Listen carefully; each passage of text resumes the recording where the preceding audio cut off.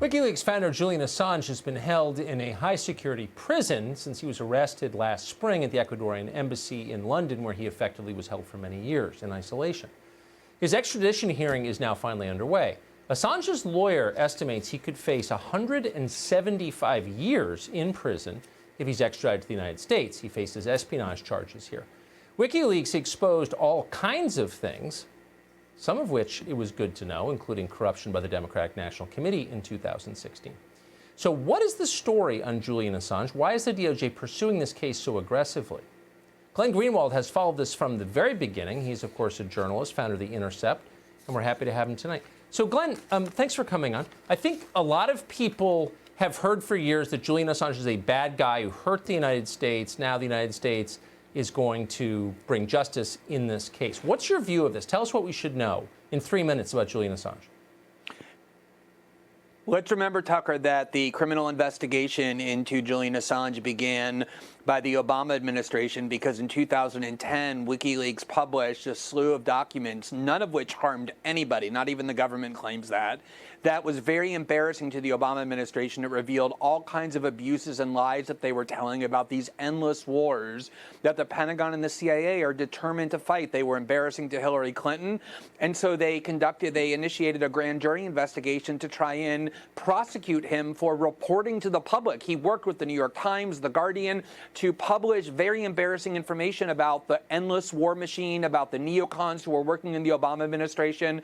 To understand what's happening here, we can look at a very similar case, which is one that President Trump recently raised, which is the prosecution by the Obama administration as well of Edward Snowden for the same reason, that he exposed the lies that James Clapper told. He exposed how there's this massive spying system that the NSA and the CIA control that they can use against American citizens. And obviously, this isn't coming from President Trump. He praised WikiLeaks in 2016 for informing the public. He knows firsthand how these spying systems that Edward Snowden exposed can be abused and were abused in 2016.